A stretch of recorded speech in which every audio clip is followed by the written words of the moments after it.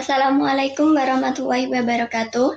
Mari kita membahas mengenai Baiat Aqabah kedua. Lebih dari 70 muslim penduduk Yathrib ke Mekah untuk berhaji bersama rombongan kaum musyrik. Di tengah perjalanan, kaum muslim saling bertanya-tanya. Setibanya di Mekah, mereka menjalin hubungan secara sembunyi-sembunyi dengan Rasulullah dan menghasilkan kesepakatan.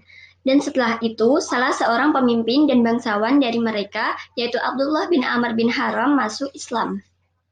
Setelah lewat sepertiga malam, kaum muslim keluar rombongan dengan langkah mengendap-endap dan hati-hati hingga tiba di Bukit Aqabah. Mereka berkumpul di sana menunggu Rasulullah bersama paman beliau yang belum masuk Islam. Meski begitu, beliau sangat mempercayainya. Kemudian, dialog pun dimulai untuk mengesahkan jalinan agama dan militer. Inilah klausul baiat yang disampaikan Rasulullah. Setelah Abul Haitham bertanya, Rasul tersenyum lalu bersabda, "Darah dengan darah, kebinasaan dengan kebinasaan, aku adalah bagian dari kalian dan kalian bagian dari diriku.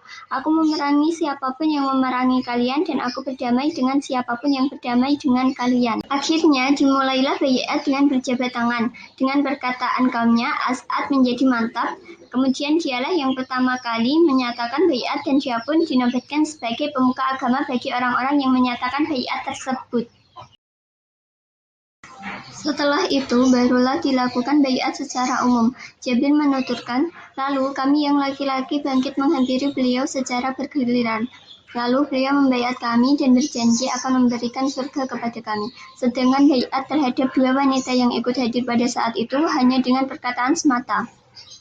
Setelah itu, Rasulullah meminta penunjukan 12 orang pemuka bagi kaumnya masing-masing yang bertanggung jawab terhadap pelaksanaan klausul-klausul baiat serta menyumpah mereka secara khusus.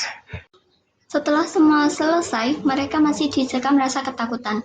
Tiba-tiba, ada salah seorang pemimpin dari musyrikin yang mengetahui kejadian tersebut. Untungnya, hal itu terjadi pada saat terakhir pelaksanaan baiat, sehingga dia tidak sempat membocorkan kepada para pemimpin Quraisy selagi mereka masih berada di bukit. Setelah mendengar apa yang terjadi malam itu, para utusan Quraisy mendatangi tenda-tenda penduduk Yathrib untuk meminta kejelasan. Karena orang musyrik Khazraj tidak mengetahui kejadian tersebut, mereka mengatakan seperti apa yang mereka lihat, dan orang muslim hanya saling adu pandang dan diam. Para utusan pun kembali dengan tanda tanya. Setelah mereka yakin bahwa kabar itu benar, namun orang-orang yang menunaikan haji telah pulang ke negerinya masing-masing. Tatkala melihat Sa'ad dan Al-Munzir yang tertinggal, mereka menyiksa Sa'ad dan melepaskan Al-Munzir yang lemah. Akhirnya mereka dibebaskan dua orang yang pernah ditolong Sa'ad dan mereka pun tiba di Madinah dengan selamat.